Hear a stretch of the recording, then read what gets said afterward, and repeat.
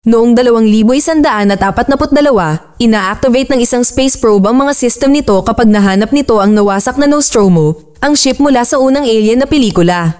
Nagbubukas ito ng hatch at kinukuha ang isang bagay na mukhang organic bago lumipad palayo. Ang bagay na ito ay dinadala sa isang istasyon ng kalawakan kung saan pinutol ito ng mga siyentipiko. Ang kalahati ng bagay ay kinuha para sa pagsasaliksik, habang ang kalahating naiwan ay ipinahayag na may alien na kilala bilang isang xenomorph sa loob. Pagkalipas ng 6 na buwan, nakipag-usap si Rain sa isang empleyado mula sa Weyland-Yutani Corporation na kumokontrol sa kolonya ng pagmimina na ito. Ipinaliwanag ni Rain na naabot niya ang kanyang kota sa trabaho at dapat ay malaya na siyang umalis. Gayunpaman, sinabi sa kanya ng clerk na dahil sa kakulangan ng mga manggagawa, hindi siya karapat-dapat na umalis at sa halip ay ililipat siya sa mga minahan. Na-update ng system ang kanyang kota kaya mapapalaya siya sa kontrata sa loob ng 5 taon. Sa sandaling iyon ay napansin ni Rain ang kanyang kapatid na si Andy na binubugbog ng ilang maton. Tumakbo siya para takutin sila at tiningnan si Andy na dumudugo dahil isa siyang android. Gamit ang isang espesyal na chip, ni-reset ni Rain si Andy para pakalmahin siya. Pagkatapos ay nakatanggap si Rain ng mensahe mula sa kanyang dating si Tyler na humiling sa kanya na lumapit. Nang makarating ang magkapatid sa ship ni Tyler na Corbellen, ipinaliwanag ni Tyler at ng kanyang pamilya na ang isang derelict spaceship ay lumilipad sa orbit sa itaas ng kolonya. Ang ship na ito ay may maraming hypersleep chamber at kung maililigtas nila ang mga ito, sa wakas ay makakatakas sila sa kolonya. Gusto nilang sumama sa kanila si Rain dahil kapatid niya si Andy na maaaring kumonekta sa computer ng ship at magbukas ng anumang kandado na maaaring makasalubong nila. Di nagtagal ay lumipad ang Corbellen at ang pinsan ni Tyler na si Bjorn ay nagpakitang gilas gamit ang kanyang lighter. Ang ship ay nanginginig ng husto dahil sa patuloy na bagyo, ngunit kapag nagtagumpay silang lumipad sa itaas ng mga ulap, naging maayos din ang kanilang paglipad. Nang sa wakas ay nahanap na nila ang derelict ship, nagulat sila nang matuklasan nilang isa itong buong istasyon. Mas malapit din ito sa mga singsing kaysa sa naisip nila at kinalkula nila na babagsak ito sa loob ng 36 na oras. Gayunpaman, sinabihan sila ni Tyler na huwag mag-alala dahil dapat ay nasa loob at labas sila sa loob ng 30 minuto. Sa pribado, tinanong ni Rain si Andy kung sigurado ba siyang gusto niyang magpatuloy at sumagot si Andy ng oo dahil isa lang ang direktiba niya na nakaprograma ng kanyang ama, ang pasayahin si Rain. Sa sandaling kumonekta ang ship sa istasyon, sina Tyler, Bjorn, at Andy ay sumakay na may dalang temp scanner. Ipinasok ni Andy ang kanyang daliri sa loob ng unang lock at nakapasok ang 3, bagamat kailangan nilang dumaan sa isang napakakipot na daanan. Ang artificial gravity ng istasyon ay dumadaan sa isang purge bawat ilang minuto, ibig sabihin, ito ay patuloy na naka-on at naka-off. Sa kalaunan, ang grupo ay umalis sa daanan at lumutang sa isang silid kung saan makikita nila ang mga pod. Sa sandaling iyon, nawala ang gravity at nahulog si Bjorn, kaya na-access ni Andy ang computer ng istasyon upang i-on ang power at kontrolin ang gravity. Susunod, sinusuri nila ang mga pod, ngunit sa kasamaang palad, natuklasan nila na wala silang sapat na gasolina upang tumagal ang 9 na taong paglalakbay sa pinakamalapit na planeta. Inilalabas ni Tyler ang mga pod para kunin ang Corbellen habang siya at ang kanyang mga kasosyo ay naghahanap ng mas maraming gasolina. Ang kapatid ni Bjorn na si Navarro ay nagpapilot sa Corbellen at kinuha ang mga pod na walang mga issue. Habang inaalagaan ni Rain ang kapatid ni Tyler na si Caleb dahil nagsusuka siya, pumunta si Navarro upang tingnan ang mga pods. Nang mag-isa na sila, inamin ni Caleb na buntis siya at hiniling kay Rain na itago ang sikreto. Sa istasyon, naghahanap pa ang 3 nang biglang may narinig silang recording na pinag-uusapan ng istasyon. Katulad ng mga minahan, ito ay kabilang sa Weyland-Yutani Corporation. Ang istasyon ay pinangalan ng Renaissance at nahahati sa 2 bahagi, ang Romulus at Remus. Ang mga pintura sa dingding ay nagpapatunay na ang mga pangalan ay nagmula sa sikat na alamat. Habang tumitingin sila sa paligid, naiinis si Bjorn sa presensya ni Andy dahil ayaw niya sa mga android, kaya ipinahayag niyang hindi makakasama si Andy kapag aalis na sila. Nalulungkot si Tyler na kumpirmahin ito, ang pagpapaliwanag sa planetang pupuntahan nila ay hindi pinapayagan ng mga android. Gayunpaman, sinabi ni Andy na ayos lang dahil kung ano ang makakabuti para kay Rain ay iyon ang pinakamabuti para sa kanya. Ilang sandali pa ay nakarating ang 3 sa isang magulong lab, ngunit aktibo pa rin. Nakahanap si Bjorn ng isang stun rod at habang nilalaro niya ito, halos mahulog siya sa isang butas sa lupa, ngunit nahawakan siya ni Andy sa tamang oras. Nakahanap din sila ng nasirang android at napansin nilang pareho siya at ang butas ay nawasak ng ilang uri ng chemical spill. Nagpatuloy ang mga lalaki hanggang sa makarating sila sa cryo chamber, kung saan ang pinto ay bumubukas lamang sa kalahati. Malaki ang agwat para makapasok sila at natuklasan nilang baha ang silid. Tinangka ni na Tyler at Bjorn na kunin ang gasolina mula sa kompartamento para lamang magyelo ang mga daliri ni Bjorn sa proseso.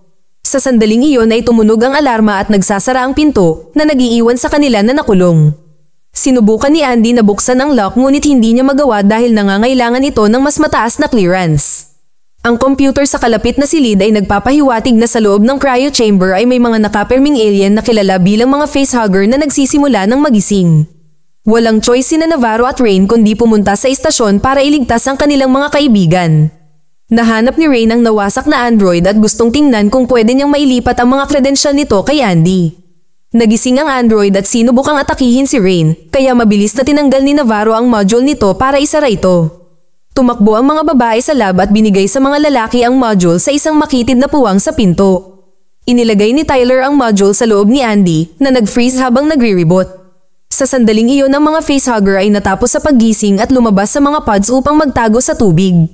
Nahanap ng isang facehugger si Bjorn at hinawakan ng kanyang binti, dahilan para mahulog siya. Pagkatapos ay tumalon ng alien sa kanyang mukha, ngunit nagawa ni Bjorn na hilahin ito at ihagis ito sa pintuan. Kasabay nito, iniiwasan ni Tyler ang isang facehugger sa tubig, ngunit may isa pang umaakyat kay Andy na tumalon at dumapo sa mukha ni Tyler. Habang sinusubukan nitong ipasok ang appendage nito sa bibig ni Tyler, ginamit ni Bjorn ang stun rod para mahulog ang alien. Isang walang malay na si Tyler ang nahulog sa tubig habang sinasalakay ng facehugger si Bjorn na nagawang ipagtanggol ang sarili. Sinubukan ni Rain na buksan ang pinto sa pamamagitan ng puwersa ngunit tumanggi si Navarro na tumulong dahil natatakot siyang makatakas ang mga dayuhan. Patuloy na lumalaban si Bjorn sa mga dayuhan habang hinahabol ng isang facehugger si Tyler na ngayon ay nagising na. Sa kabutihang palad, nagising din si Andy at hinawakan ng alien sa buntot upang patayin ito sa pamamagitan ng paghagis nito sa mga ilaw. Pagkatapos ay hinawakan ni Andy ang lock at sa pagkakataong ito ay bumukas ang pinto, kaya agad na tumakas ang mga lalaki. Sa kasamaang palad, may natitira pang puwang at nagtutulungan ng mga facehugger para buksan itong muli. Sinimulang habulin ng isang grupo ng mga alien ang mga tao na tumakbo sa isa pang silid at nilock ang pinto. Isang facehugger ang nakatawid bago magsara ang pinto at dumapo sa mukha ni Navarro. Ang iba ay nagmamadaling tumulong sa kanya ngunit huli na, nakatali na ang buntot ng facehugger sa kanyang leeg. Kung susubukan nilang alisin ito sa pamamagitan ng puwersa, papatayin siya nito. Sa pagkabigla ng lahat, nagsimulang ipaliwanag ni Andy na ang dayuhan ay nagbabahagi ng oxygen kay Navarro upang mapanatili siyang buhay. Mukha siyang mas matalino at hindi gaanong kinakabahan kaysa dati. Napagtanto ni Rain na ginagawa ito ng bagong module ngunit pinigilan siya ni Andy na alisin ito at sinabing na-update siya. Hindi niya alam kung paano ligtas na tanggalin ng facehugger, kaya iminungkahi niyang iyon ang nawasak na android. Ikinonekta nila siya sa computer at kapag nagising siya, ipinakilala niya ang kanyang sarili bilang Science Officer Rook. Sinabi niya sa kanila na dapat nilang patayin si Navarro dahil ang facehugger ay nagtatanim ng alien sa loob niya, kaya huli na para iligtas siya. Lumalabas na ang istasyong ito ay ang ship na natagpuan na nawasak na Nostromo at ang buong crew nito ay napatay ng xenomorph na ngayon ay nakabitin at patay sa mga cable sa butas. Ang asid nito ang nagdulot din ng lahat ng pinsala. Hinarangan ni Rook ang istasyon pagkatapos mamatay ang dayuhan, ngunit huli na ang lahat.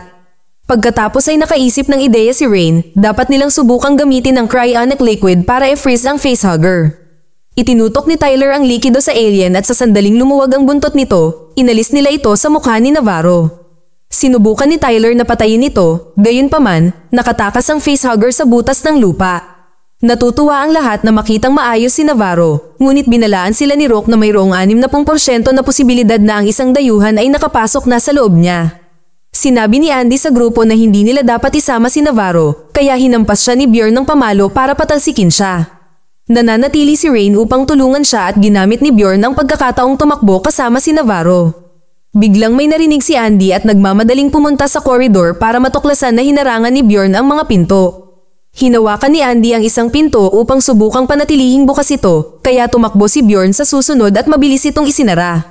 Dahil dito, nakulong sina Andy, Rain, at Tyler sa istasyon. Inalis ni Navarro ang Corbellen sa istasyon ngunit bago ito makalayo, nakaramdam siya ng sakit.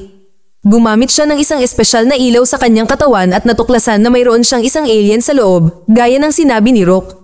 Pagkatapos ay nagsimulang magkaroon ng seizure si Navarro at isang dayuhan na kilala bilang chestburster ang lumabas sa kanyang katawan na pinatay siya. Kung walang piloto, ang Corbellan ay nagsimulang mawalan ng kontrol at bumagsak sa istasyon na nagdulot ng malaking pagsabog kapag sinira nito ang isang tangke ng gasolina at nawalan din ng malay sina Kayla at Bjorn. Patuloy na lumulutang ang ship at pumapasok sa hangar bay ng istasyon kung saan nabasag nito ang isang bintana at nagdudulot ng vacuum effect. Sa kabutihang palad, ang mga pinto ay nagsara sa tamang oras, ngunit ito ay nagpapahina sa istasyon at ngayon ay mayroon lamang itong 47 minuto bago ito bumagsak sa mga singsing ng planeta. Sina Rain at Tyler ay nagsisikap na humanap ng paraan upang makatawid sa istasyon at maabot ang kanilang ship, ngunit nang bubuksan na nila ang isang pinto, nakakita sila ng isang grupo ng mga facehuggers sa kabilang panig. Samantala, sinusuri ni Rook ang computer upang matiyak na ang isang bagay na tinatawag na Z01 compound ay buo pa rin. Pagkatapos ay humingi ito ng tulong kay Andy na nagpaunawa sa kanya na na-overwrite ng bagong module ang kanyang direktiba. Sa halip na tulungan si Rain, ang layunin niya ay tapusin ang misyon ng istasyon para sa Weyland-Yutani. Pagkatapos ay muling nakipagkita si Andy kay Rain at Tyler at nagbahagi ng ilang impormasyong nakuha niya mula kay Rook. Nakakakita lamang ang mga facehuggers sa pamamagitan ng pagdaman ng temperatura ng kanilang katawan, nangangahulugan ito na maaari nilang itaas ang temperatura sa silid upang tumugma sa kanilang mga katawan at maging invisible. Pagkatapos gamitin ni Andy ang thermostat para makuha ang ninanais na temperatura, nagsimulang tumawid ang tatlo sa kwarto at kailangang magsikap na huwag mag-react sa mga katawan na makikita nila sa bawat sulok. Sa Corbellan, nagising si Kayla at hinanap ang kanyang mga kaibigan. Sa isang koridor, nakita niya ang balat na iniwan ng chestburster bago ginawa ang kakon na ngayon ay nakasabit sa dingding. Sa sandaling iyon ay nahanap siya ni Bjorn at napaatras bago ipasok ang pamalo sa kakon upang makuryente ito hanggang sa masira ng asido ng alien ng stick. Ang pag-atake na ito ay hindi sapat at ang buntot ng nilalang ay biglang lumabas upang tunawin ang mukha ni Bjorn. Patuloy na bumubuhos ang asido at nahuhulog kay Bjorn hanggang sa mapatay siya nito. Habang nagsisimulang lumabas ang isang bagong xenomorph mula sa kakon, si Kayla ay nagmamadaling pumunta sa pinto ngunit hindi ito mabuksan, kaya tinawag niya si Tyler. Nasa kwarto pa rin siya kasama ang mga facehugger, kaya kailangan niyang ibulong ang mga tagubilin para sa kanya. Nakahanap si Kayla ng susi at binuksan ng pinto para tumakas bago siya maabot ng dayuhan. Dahil pinananatili niya ang kanyang mga mata sa nilalang, nahulog siya sa Corbellan hatch at napadpad ng husto sa hangar ng istasyon. Ang lahat ng ingay na nagmumula sa mga mikropono ay nag-aalerto sa mga facehugger na nagsisimulang tumalon para umatake. Agad na tumakbo palayo ang tatlo at naghagi si Tyler ng flare sa lupa kaya napunta ang mga facehuggers sa init nito. Hindi nagtagal ang trick at maya-maya ay hinahabol na naman sila ng mga alien, kaya nang makarating si Andy sa pinto, sinimulan niya itong isara. Kailangang tumakbo ng sobrang bilis sina Tyler at Rain para tumawid bago magsara ang pinto. Nang tawagin ni Rain si Andy, sinabi niyang ginawa niya ang mga kalkulasyon at alam niyang magagawa nila ito. 30 minuto na lang ang natitira bago bumagsak, nag-activate ang mga sprinklers sa hangar bay at nagising si Kayla. Naririnig niya ang pagdating at pagtatago ng alien bago pa siya nito makita. Naglalakad ang xenomorph sa itaas niya at sa sandaling makaalis na ito, sinubukan ni Kayla na abutin ng pintuan ng hangar para i-activate ang alarm. Sa sandaling iyon ay lumitaw ang tatlo sa kabilang bahagi ng pinto ngunit ayaw itong buksan ni Andy. Nakikita niya ang naghihintay na xenomorph, ibig sabihin ay ginagamit nito si Kayla bilang pain. Sinabi sa kanya ni Rain na buntis si Kayla para umapela sa kanyang awa, ngunit hindi ito gumana. Sa lalong madaling panahon ng xenomorph ay napagod sa paghihintay at kinuha si Kayla. Isang galit na Rain ang sumampal kay Andy at nagtanong sa kanya tungkol sa kanyang direktiba, kaya sinabi niyang dapat niyang piliin kung ano ang pinakamahusay para sa kumpanya. Pagkatapos ay pinasakay ni Andy sina Rain at Tyler sa elevator habang ipinapaliwanag na kailangan niyang tapusin ang misyon kaya bubuksan ni Rook ang pintuan ng hangar at hayaan silang umalis. Dumating sila sa isang lab at nakakita ng isang kapsula na puno ng kakaibang likido. Lumilitaw si Rook sa screen ng computer at sinabi sa kanila na ang sangkatauhan ay hindi kailanman sinadya upang galugarin ang universo dahil hindi ito kayang tanggapin ng kanilang mga katawan, kaya ginawa ni Weyland-Yutani ang istasyong ito upang pag-aralan ang mga dayuhan at gamitin ang kanilang mga likido upang palakasin ang mga tao. Ang Z01 compound na ito ay ang itim na likido na nakikita sa Prometheus. Sa isang video ay nakita nilang halos mamatay ang isang daga ngunit matapos iturok ng mga siyentista ang itim na likido, agad itong gumaling. Kinuha ni Andy ang lahat ng mga sample ng itim na likido at naghanda upang dalhin ang mga ito sa kolonya, ngunit pinigilan siya ni Rain nang makita niya ang xenomorph sa security camera.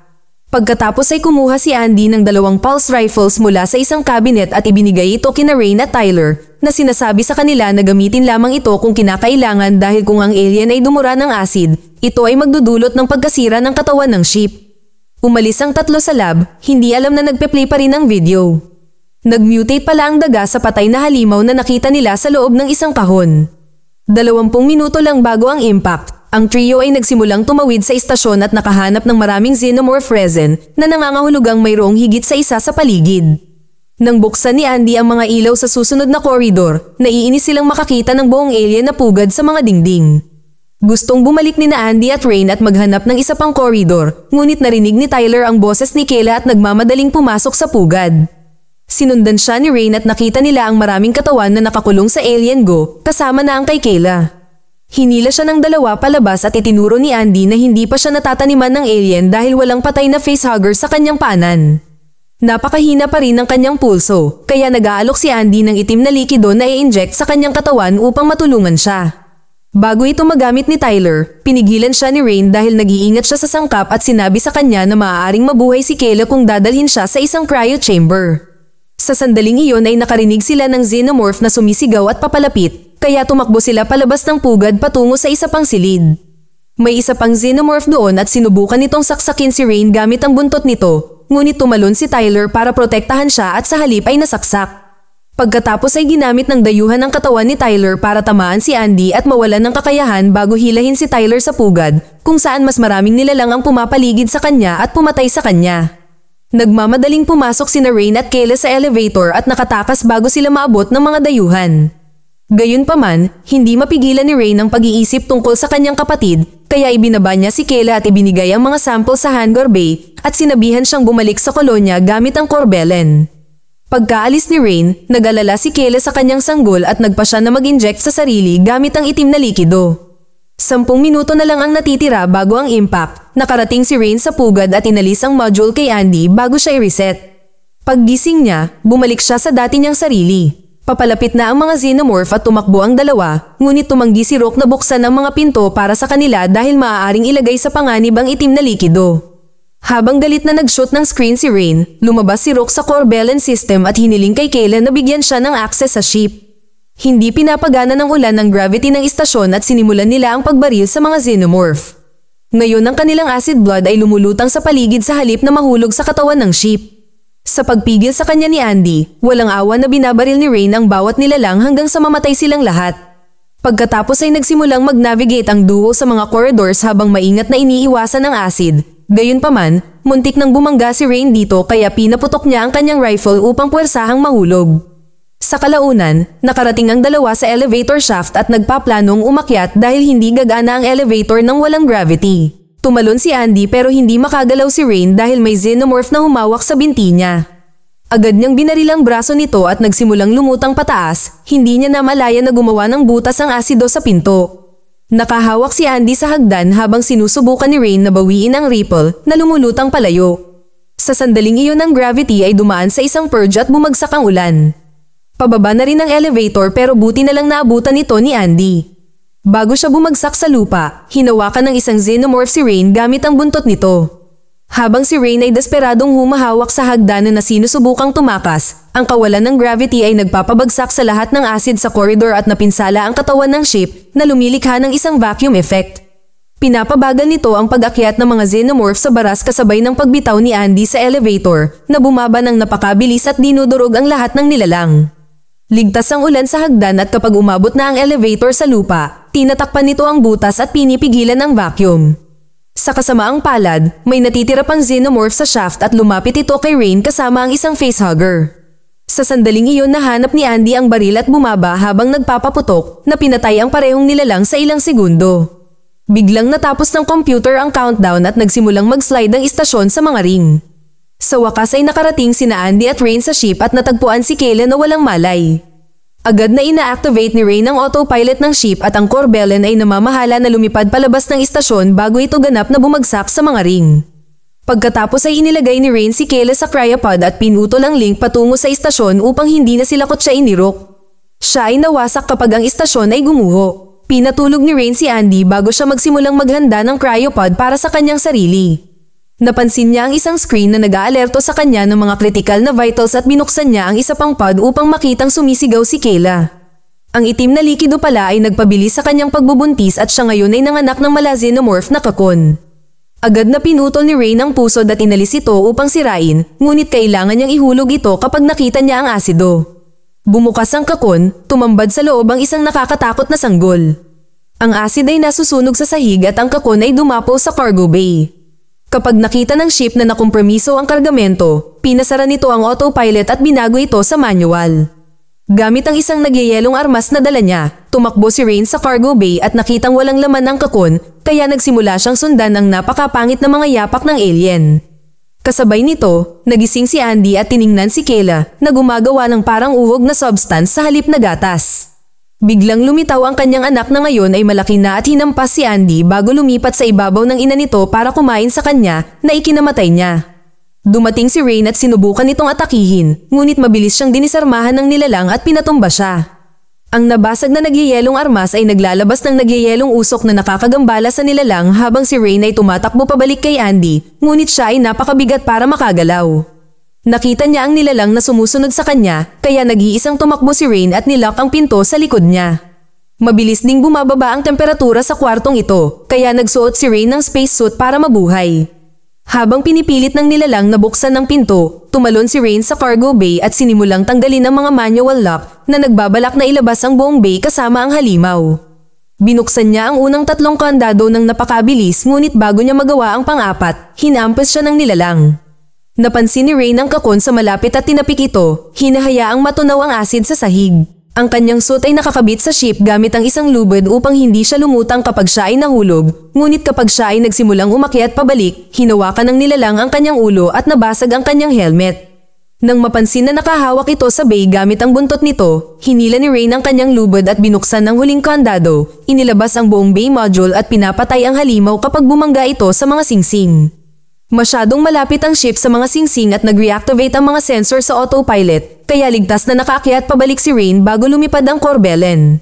Sa huling eksena, inilagay ni Rain ang nasirang katawan ni Andy sa isang cryopod, inalis ang kanyang module at nangakong aayusin siya bago pumasok sa kanyang cryopod mismo, umaasang makakarating sila sa isang planeta ng buhay. Mag-subscribe para sa higit pang mga video na tulad nito, i-on ang notification at mag-iwan ng like para matulungan ang aming channel. Salamat sa panunood.